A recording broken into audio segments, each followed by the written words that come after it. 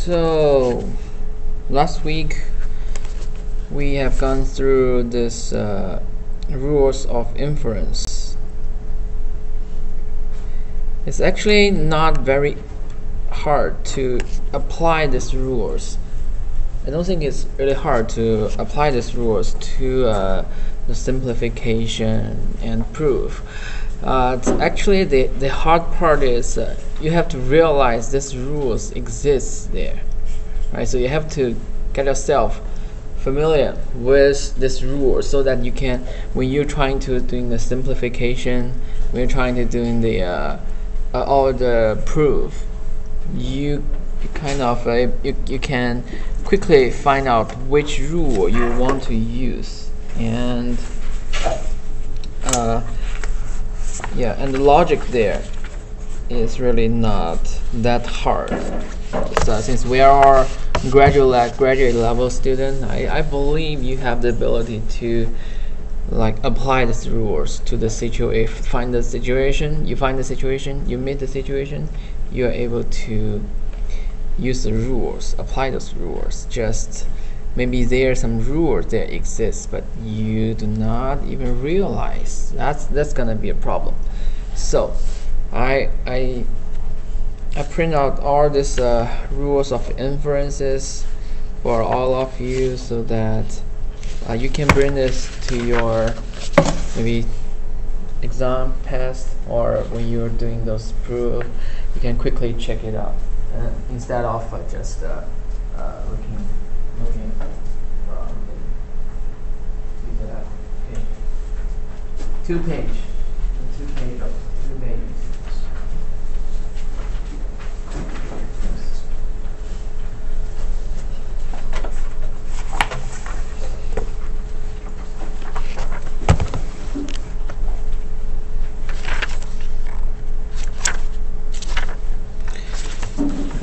Once you are get yourself familiarized with these rules, you will actually find this logic is just a time problem. You can just, it's an issue of time.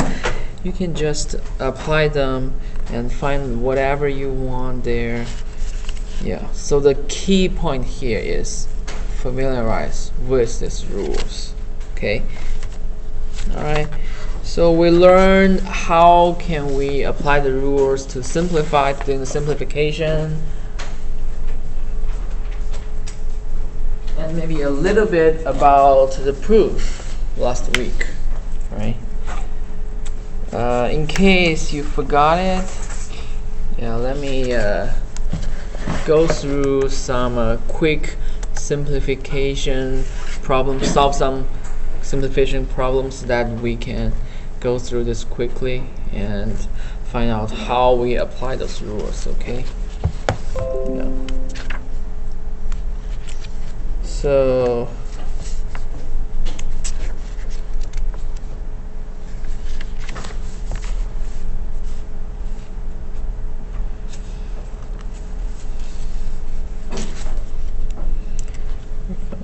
okay. So simplify. Let's try some simplification for very simple propositional calculus. Okay, if you have this book, it's on the page 50. Let's first try this. Negation. So this is the thing that given to you, the expression that given to you. Negation.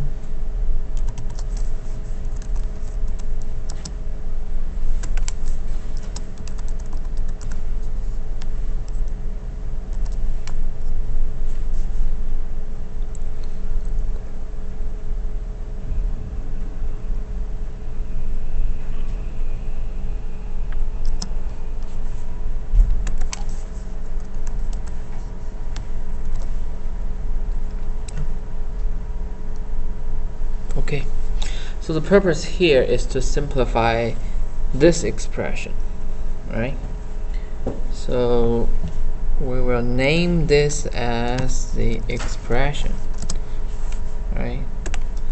So So remember this format. If you want to step, of course you can apply several different rules to each at one single step, one single line, but you have to specify what rules you have used there and to which statement. Okay, to which statement I mean you name each of the statement, so that you say, okay, in the first step I'm doing this rule, apply this rule to the expression, or I'm applying this rule to the first statement, to statement 1. Okay, so first,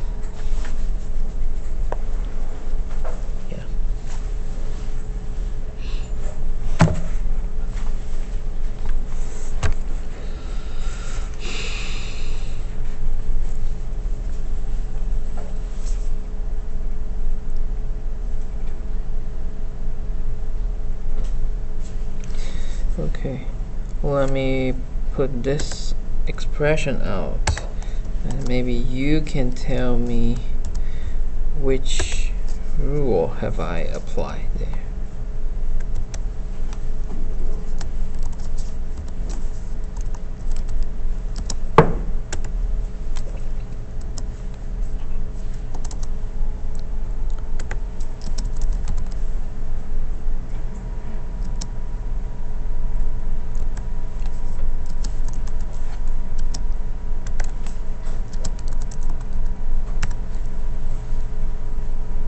Okay, so can anybody tell me which rule have I applied here?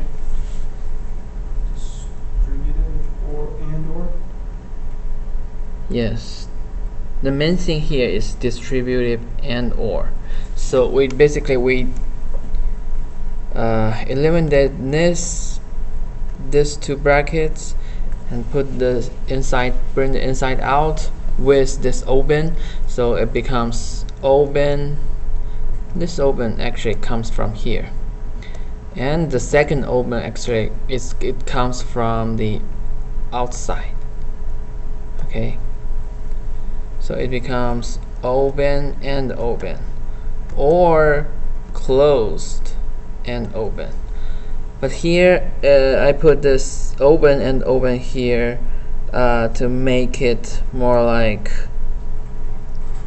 for the future steps. So here I also applied another rule. It's the we switch the order of the operands, right? Okay. Somebody remember what's the name of those rule? Was it commutative and? Yeah, it's a commutative. Yeah, it's commutative and, because we're switching this order of those two operands on the sides of this and. So it's commutative and. So here we write down what we have done here. It's first let's specify we are doing those transformation to this expression, right? To this expression. Got it. And then we applied commutative and this distributive and or.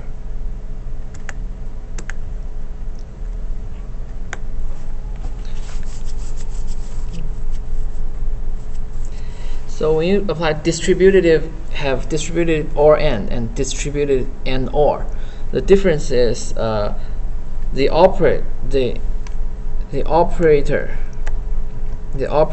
that is outside these brackets goes first. Okay, the thing that inside goes last. All right. Huh? What do you mean? Okay, so I just want you to remember what is the difference between the distributed and or and the distribution or and, right? And or and the difference is which one is outside, which one is inside. If you look at your piece of paper here, the distribution have two of them, One is you trying to put the or, which is outside, right? The other one is the or is inside, but the and is outside, right? So the name to specify this difference is distribution or and. Or and means or is outside. Okay. Then distribution and or means and is outside. So yeah, I'm just trying to help you to remember the name of this. Okay, I forgot to put this equal sign here because that's part of the name. So don't forget to put it there. This equal sign. Okay. And then try to see if this is correct.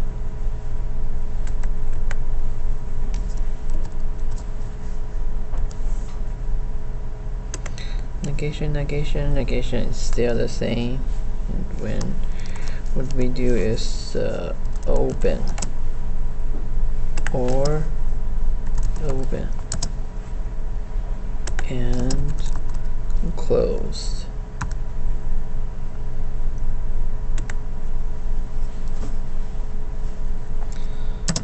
Okay, so what have we done here? Which rule? Basically what happened is we have 3 open here, but now we only have 2 of them here. So where's the other one? So we did something to 1, right? Which rule?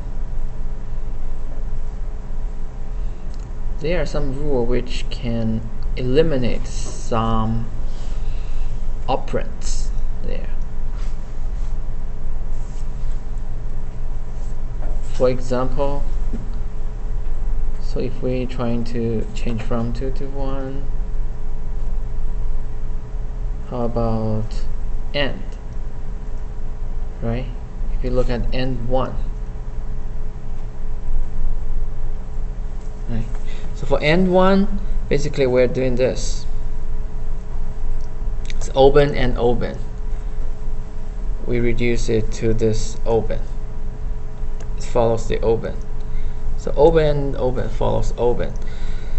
So we reduce one of the open here. We have only one open, so it becomes open or open and closed, right? So here what we applied is, what do we apply? And 1. Yes. And 1. Yeah, because it's very easy to get lost when I'm writing this, so I'm just trying to ask you a question to keep you there. Okay. Number 3. So we apply and 1 to make it become that. And then what else can we do? What else can we do to make it even simpler? Use or 1. Or 1. P1 or P1 follows P1. Yeah. So it's open, open, and closed. Open and closed. Wait, you'd have to use and 2 maybe. And 2. And 2 is true. And 2 is a P1 and true, but you don't have any true here, right? So then you'd have to use and. Let's see.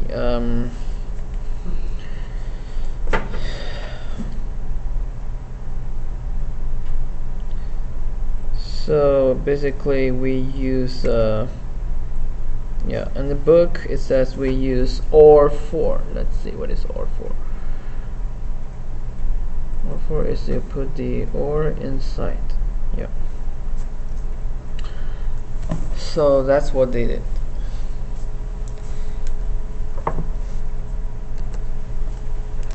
Let me show you this stuff.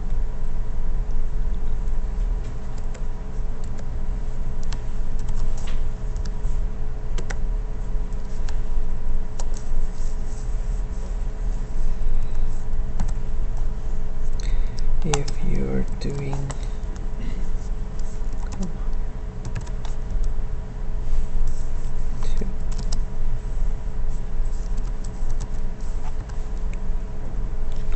OR 4, if you look at OR 4, it's actually you combine this and OR together, right? You combine this and OR. So the reason we are not using the thing you mentioned, OR 1, right?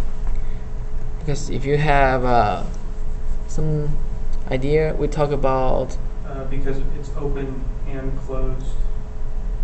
So that goes first. Because of order. Yes, the order of the operators, right? So AND has a higher priority than this OR. Remember that? Yeah. So we do have maybe 2 weeks ago we have mentioned that the priority of them. So the highest priority goes to this negation. Remember negation, and then it's AND, or then it goes to those implication and equality, right? So this actually it's the same as this because the AND basically has a higher priority. So basically you can apply this OR 4 there. Once you apply this OR 4, it becomes actually it jumps some steps, skips some steps. Let me put this out. So this part, I'm saying this part, it will become more like OR 4, right? So it's open or open and closed. It becomes directly open. So this part comes from this part. It's not jumping. It's not skipping steps, sorry. Yeah. If you say what is the OR 4, it's like if you have a P1 outside plus the OR inside, it's a P. You still have a P1 and P2. Then it directly becomes a P1. Yeah. And it's the same if you apply if you are thinking about AND 4. The AND 4 is the same. It's if you have a P1 outside with the AND, inside is a P1 or P2. It's P1. Okay. So it just becomes this open. Now it's already much simpler than this expression here. Okay. So here what we do is number 4. The last step. Negation. It's basically nothing there. Negation. So it's like nothing. So it's open. So what is the rule's name here? If we have two negations, we eliminate them. Try to find it. It's just negation. Yeah, negation.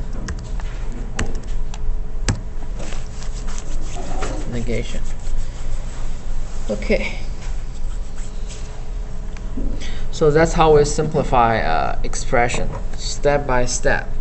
You can apply multiple steps in each line. So it's up to you with whatever way you like. Yes? I have a question. Yeah. Why for step 1 did you use the distributive property and not AND 4? For this one? Yeah. Why distributive instead of AND 4? AND 4 being P1 and P1 or P2. Let me see. Just simplifies down to P1. And for P1 and P1 or P2. Because that's exactly what the opening statement is, just in reverse order. Yeah. You can further reverse the order and then apply that directly inside. So it's fine. You have different ways to do that, to simplify. So the purpose just reduce it to here, negation open, to the simplest as you can. But to do that, you have multiple ways. Sure. Yeah. So if you are familiar with that, you can find maybe an easiest way. But however, either way, as long as it go to that end, it's okay. It's acceptable. All right. Yeah. We're not trying to find the optimal steps, like optimal ways, the most optimal way to do that. Okay. Just the idea is here. So.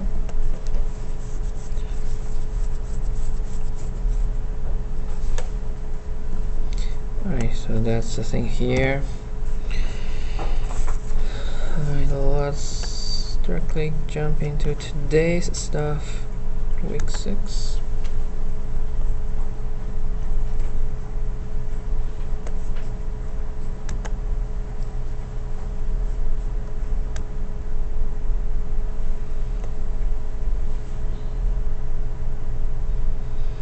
Okay, here's another example of simplification.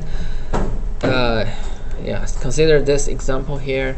If the valve is open, then the inlet controller is placed in a monitoring state if the system is not in a startup mode. Yeah. So here we translate them into propositional calculus. If the system is not in a startup mode, it will be in the monitoring mode. And another condition here for this whole thing is the valve open. So there's a way to simplify this. It's already pretty simple, right? Because there are 2 implementations there, only three of the conditions here. But what we can do here is, we usually, when we see this kind of implication, there's a rule there. If you can find it in that piece of sheet.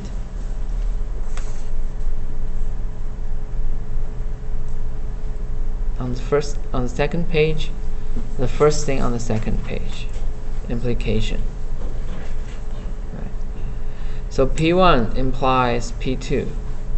We can rewrite it as it's either negation P1 or P2.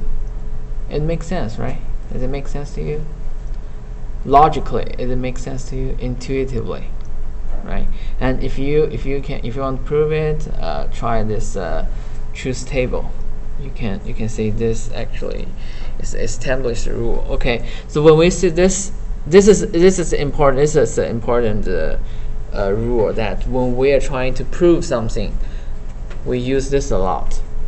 Okay, so here, what we're doing here is we simplify using this implication rule.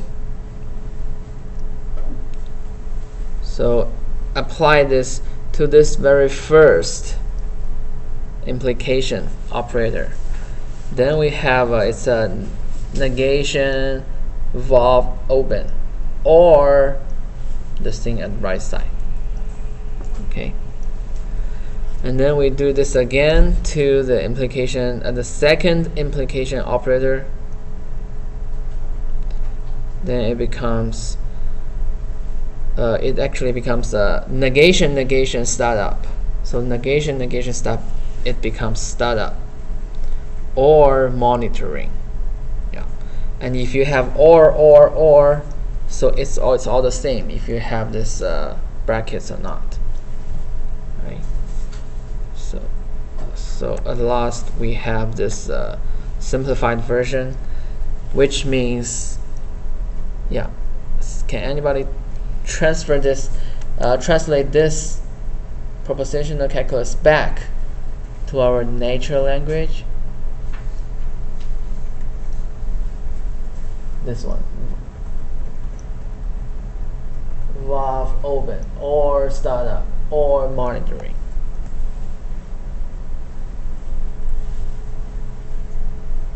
Closed or startup or monitoring. Yeah, so the system is in yeah. So this is actually a way to say that. So either the valve is open, so it's the same thing as you said. It's either the valve is not open, or the system is in a startup mode, or the inlet controller is in a monitoring state. But they're not it's not exclusively disjunction. Remember that, because it's or disjunction, not exclusive disjunction. Okay. Now let's assume another thing. So later we made another description here. The valve is open and the system is not in the startup mode, and the inlet controller is not in a monitoring state. Okay, so both these things, they are actually, when you read them, you don't know what they're talking about somehow. If you not keep tracking them, you just miss a lot of details, and there are conflict there. Maybe you cannot find them at all by merely reading those descriptions. However, if you want it to be more clear, you write it in this propositional calculus. So for this sentence, the valve is open and the system is not in the startup mode. Here, valve open and negation startup, and the inlet controller is not in a monitoring state. Okay. So first, those who give this kind of description in natural language, okay, so those people, they are just trying to finish their job. They're not considering how easy can they're not think about how easy can the reader understand those things. Because if you just merely read them, it's crap. But there's a way that we translate them into mathematically into propositional calculus. It goes like this, and this is the thing. It's hard to control the mouse. Okay, so this is the thing we get from the first sentence, from the first description, and we simplify. Remember? Negation open, startup monitoring. And this is the second description. By only reading them, you cannot just verify there's a contradiction there. But here, we can see this second expression contradicts the first expression, right? Do you think those two contradict each other?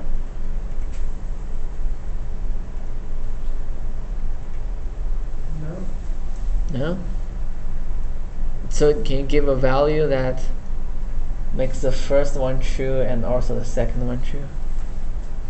Okay. So let's say the valve is open, that's true, if false startup and false monitor. And then it says the second one is false, or true, or true. So that means Okay. it's true. So valve open is what value is valve open? For the second one is false. Okay, false. If you give a false here, this whole thing becomes false, right? If you use and, right? So this whole thing becomes false. We want to find a value that make both of them true. Oh, I see. So that's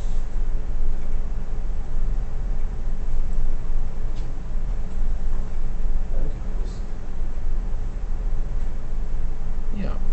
So assuming one is true, we cannot actually find a value for this two to be true. So the variables for valve open, startup, monitoring, right? So that they contradict. Yeah, because we are setting up this conditions here for the system. So this should be true. So if the first description is met there, for the second description, we cannot find anything meet that kind of description. So it's actually contradict, which should be removed.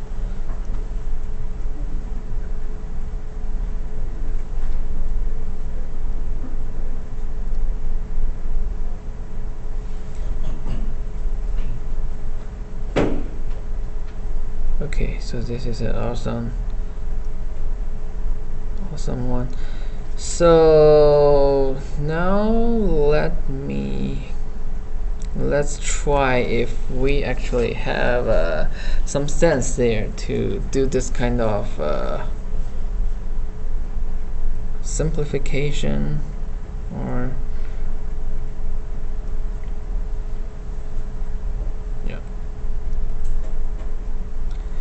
to do this kind of simplification. Okay, so let me see if this is the example I want to try.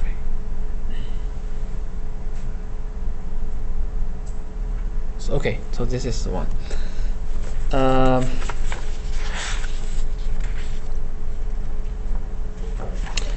Yeah, let's try something else. Let's switch to another example. It's the same thing here. Let's use this the light as an example. Okay, so the light is either in on or off state, right?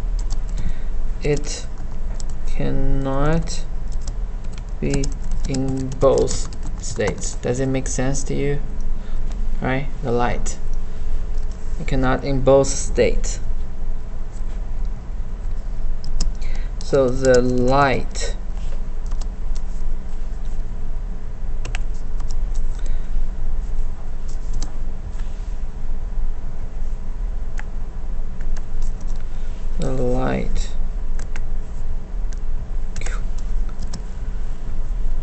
is functioning normally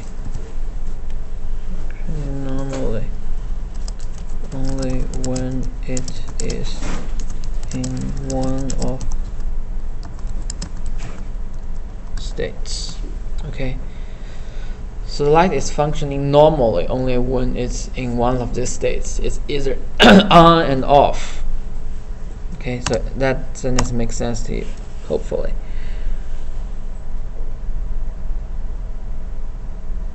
Okay, so if a light is functioning normally and is not in the off mode, off state, then the light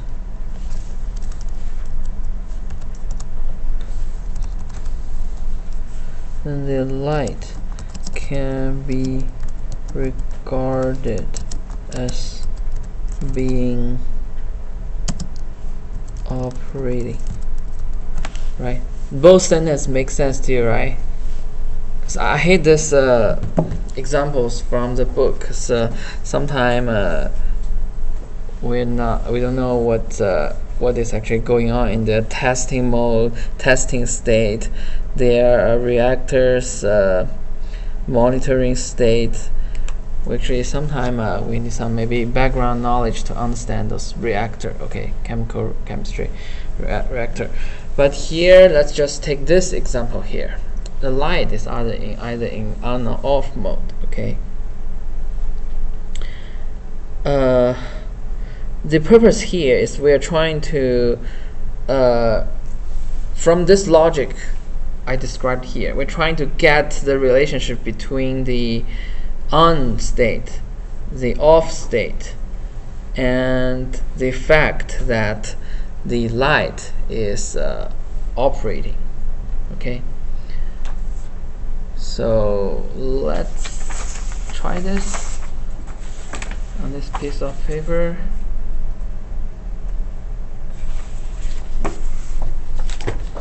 try to maybe write it in and as a first translate this sentences into the propositional calculus, and then doing some simplification, apply some rules, play with those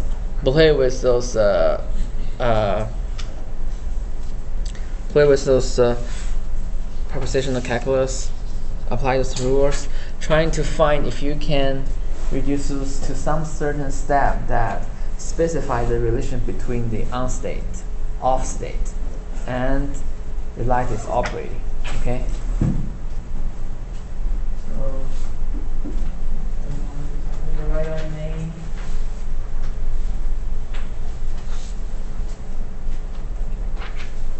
Yeah, it's not a quiz that's going to come in for your grade. So it's not a quiz I'm going to grade.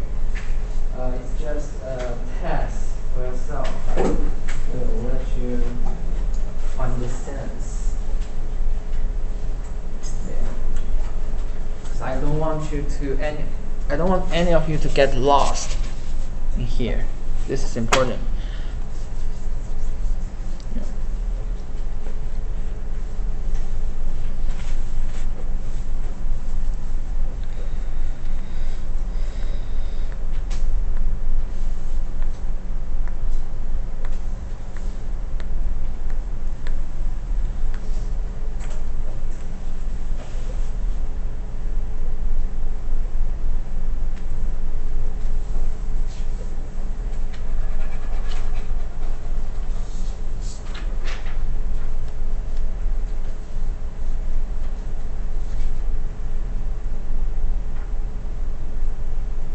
I have 5 minutes, I think.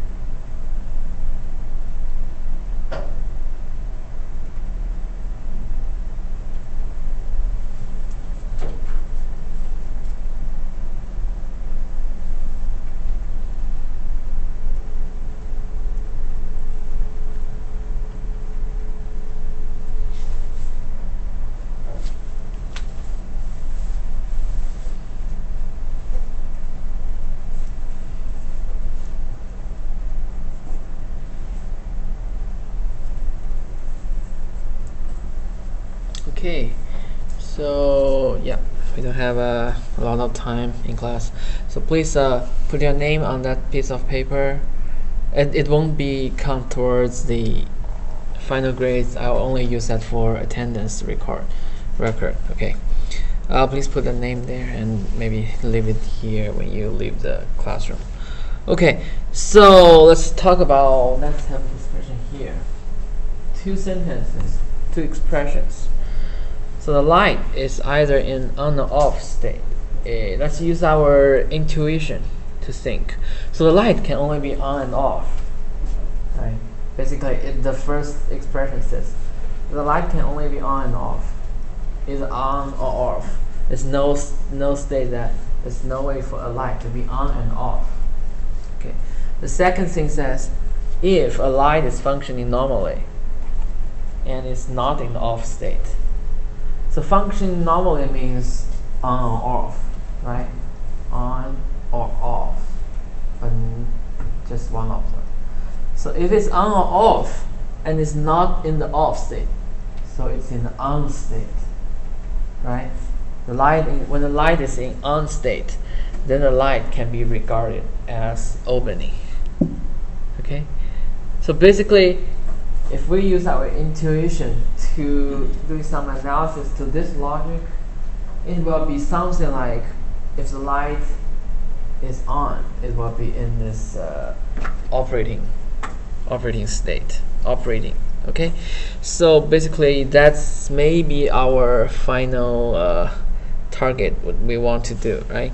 So here, that is our goal. For this first sentence here, we can write it as normal. The light is in on or off, right? Exclusive disjunction.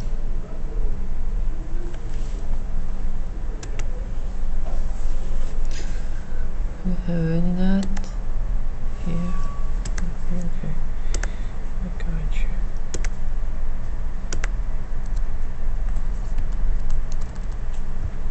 Alright. On exclusive disjunction on or off.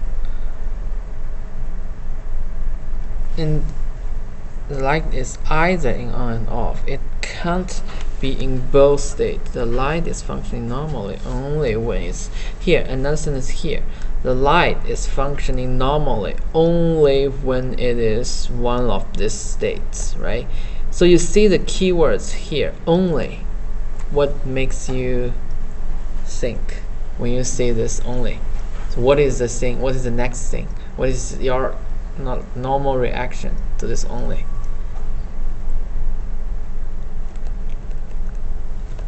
So only is something that when you see that you need to be careful, because when you say only, it could be the scenario you're using the equality instead of implication, right?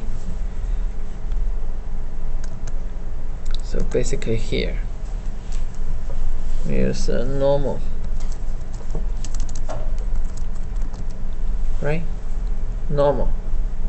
Okay. So on, off, normal.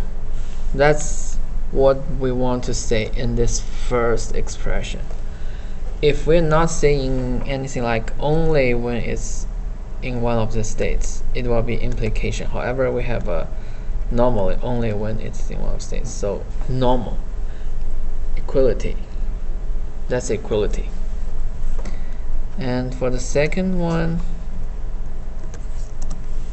the light is functioning normally and is not in off state, then the light can be regarded as opening. So we do it like this.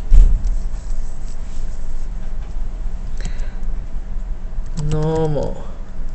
Functioning normally. Normal. Right? We already defined it in the last expression. So it's normal and not in the off state, and not in the off state. then the light can be regarded as being operating. So here, shall we use implication or equality? Which one? Implication. Yeah, implication. Yeah, implication.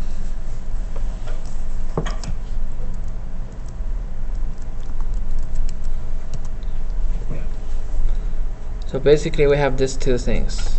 This is first. This is the second. This two proposition. Okay, those two.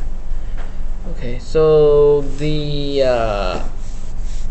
requirement here is to like get the relationship between this on, off, and operating.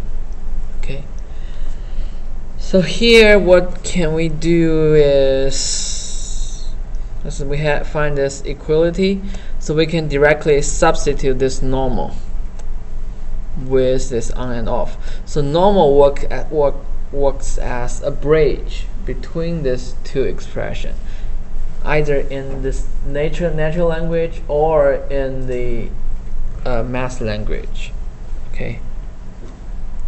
So it becomes something like this.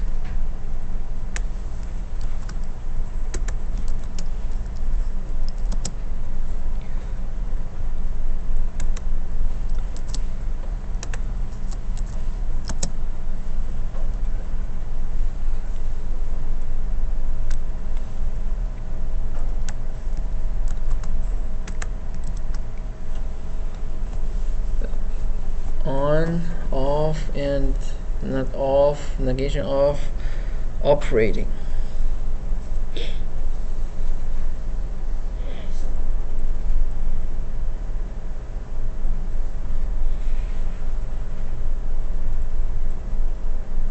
Yeah. Yes, operating. And here we need to so this is what we replicate this normal with this on exclusive disjunction off. So we're doing this according to maybe the definition of the equality, right? And then what we did is minus 3.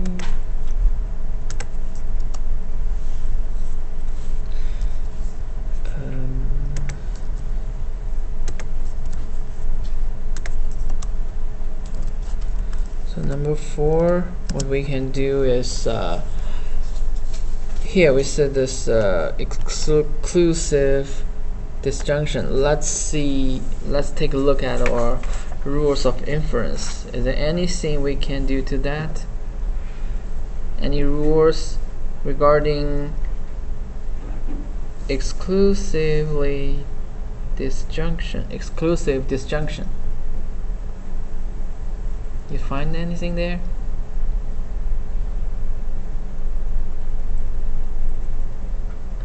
You find it? P1 and not P2, or P not P1. Yeah. Yes. So it's the same here. We have a on and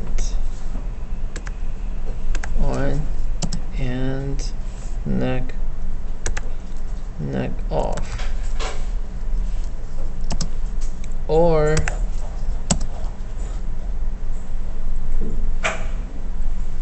neck on and off, right?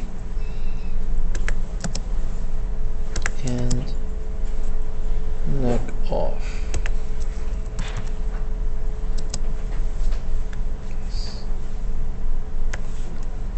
We have this operating here. Right? And what else can we do? Can we do something more? So it's basically we're doing 2, 3, and the EXOR XOR. Yeah. So remember the name here. I think XOR is the only thing that in this piece of sheet that's regarding the exclusive disjunction. Yeah. Yes. And then he had a lot of on, off, and on, off. You can do a lot of things here, actually.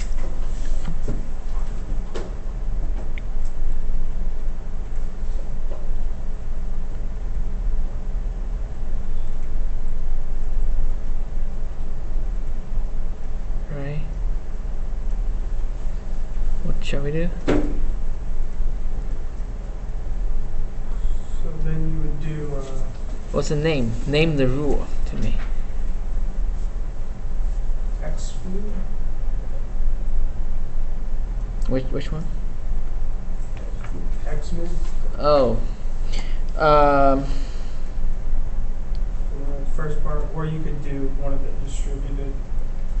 You would do distributed and or. Okay, so you are using xmid for what? For which step? Just the, I guess you wouldn't use it, but you could. I guess if there was parentheses around on and not off. Yeah. So right now, when we do this, we kind of want to have, because here if you're on and neck off, neck on and off. Basically, it's a little bit hard to get anything from there. So you try to put this things inside to see if there's anything else we can do. Okay. So what we put is this on and off, right? On and off. We're using distributive and or, right? Yes. Distributive and or.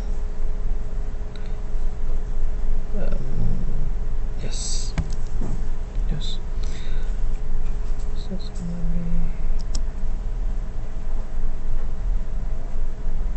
be and negation off, or same thing here, and negation off.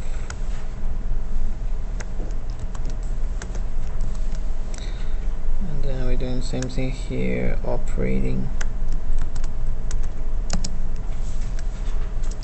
This is because we did the distributive and or, right?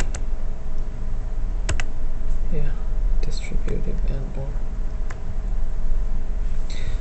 Okay, let's make it more clear. Actually, we don't need this parenthesis, but this may make it more clear. Okay. So anything that you don't understand for this transformation from 4 to 5, you're clear?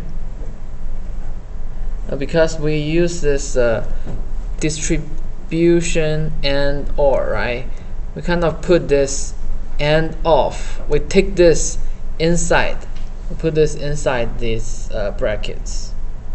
Okay, we put this and negation off connected with this part and this part. So we make assumption. Let's assume this part we call it P1. This part we call it P2. Okay, so this is P1 and negation off. This is P2 and negation off. If you look at the distribution and or, it's like putting this and inside. So it's on and negation off and negation off. We'll keep this or. The second part is negation on and off and negation off. So it becomes something like this. Okay. Just, it's just put this off inside the brackets. That's the whole purpose of distributive and or, right? Yeah. Yeah, this we'll group this together. It's gonna be more clear. Because this has a higher priority, the and has higher priority. It's the same as you group this two together and you group this two together. Okay.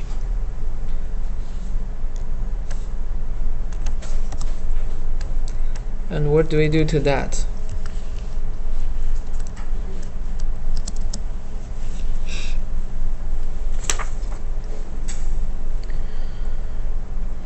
Let's see.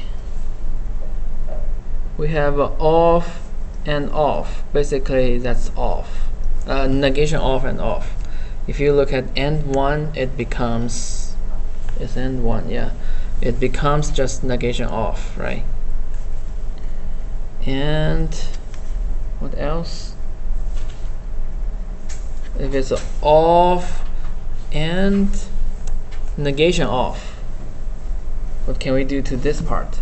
Off and negation off.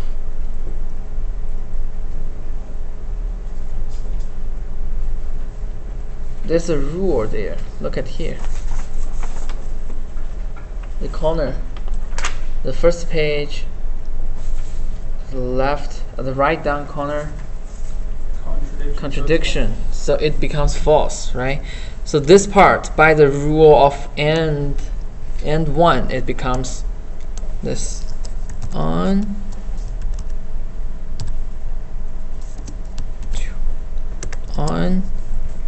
and negation off, right? Because of end one. Because of end one, we make this 2, negation off becomes 1. Okay, and then same thing here, the same disjunction, and this part we have a negation on, and this part, by applying the rule contradiction, it becomes false.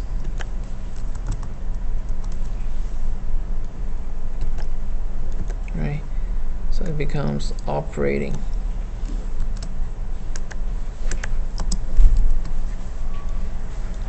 So what we did is we do something to number 5. Remember, we use and 1. And 1. Also we use contradiction.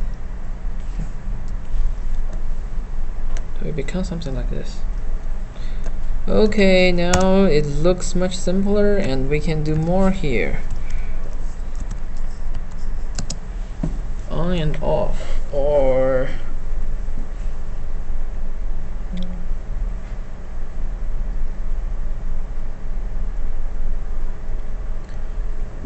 on and false, right? What do we do? What else can we do?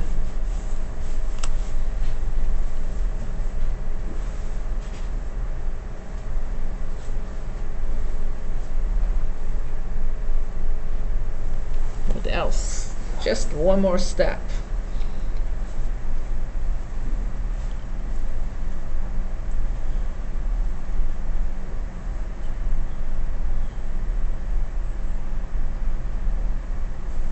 Look at that sheet. Look at that sheet.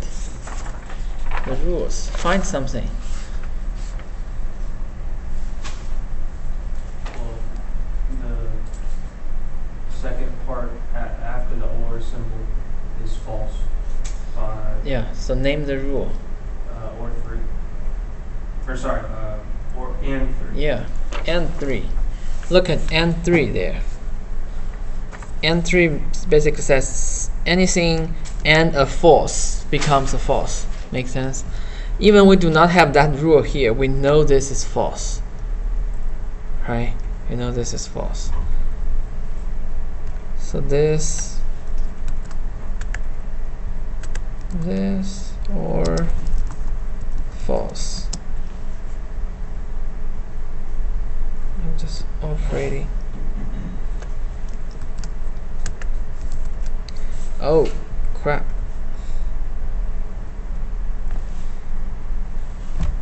I deleted everything.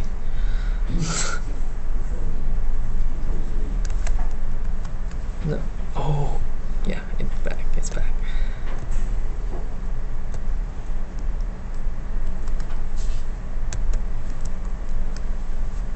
Operating. So basically, it does something to the 6th step. So it's and3, and3, and3. Yep. Okay. What else?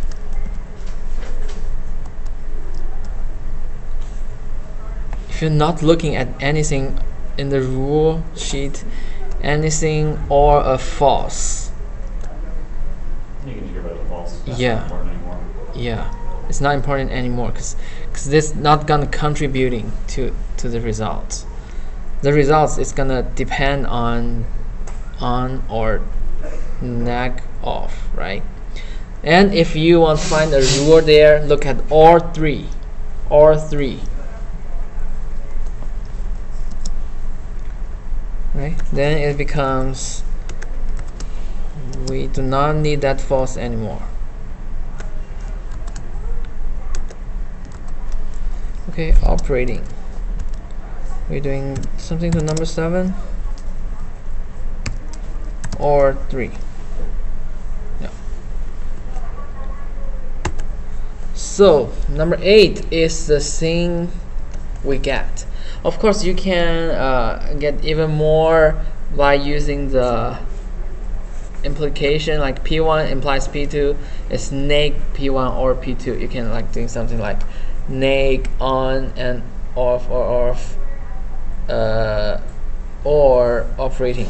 But this at this form, at this stage, it's easier to translating that to a natural language to tell you this relationship between these 3. It's on mode. When the light is in on state and the light is not in this off state, it means the light is operating. Okay, makes sense, right?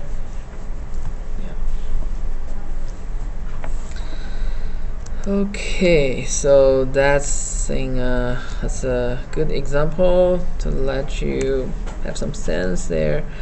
Okay, if you look at this material, it's actually have a lot more steps here. It's another way of doing this simplification, but it's using the example from the book. But basically, they are the same thing. It's using this reactor as an example. Yeah. So take time to look at it. So it's basically the same as what we just did.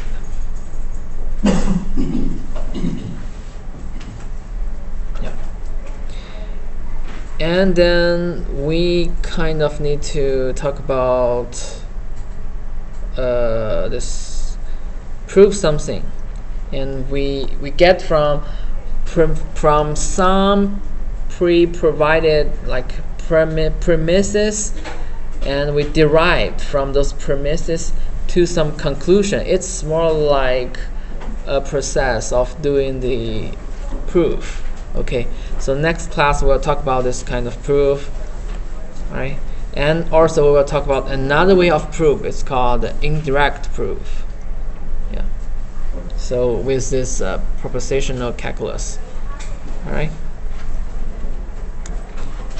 All right. If you have any question, don't feel free to email me or come to my office during the office hours. Okay.